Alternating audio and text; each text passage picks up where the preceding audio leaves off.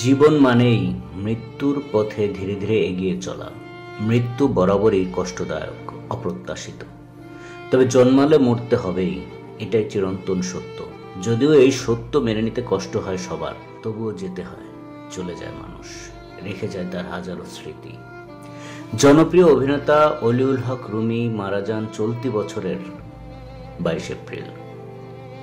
মৃত্যুর আগে শারীরিক অসুস্থতার কথা জানিয়ে সবার কাছে দোয়া চেয়েছিলেন এই অভিনেতা। ক্যান্সার জয় করে আগের মতো অভিনয়ে ফিরতে চেয়েছিলেন, কিন্তু শেষ পর্যন্ত ফেরা হয়নি তার। অভিনয়ে 3 দশকের বেশি সময় পার করেছেন এই অভিনেতা। এই দীর্ঘ সময় অভিনয় করেছেন টেলিভিশন নাটকের পাশাপাশি সিনেমাতেও। বরিশালের আঞ্চলিক ভাষাতে বেশি অভিনয় করতেন তিনি। তার আঞ্চলিক ভাষার অভিনয়ে মুগ্ধ হয়েছেন দর্শকরা। 2024 সালের শেষের দিকে এসেও আমরা রুমি ভাইকে এখনও স্মরণ করি।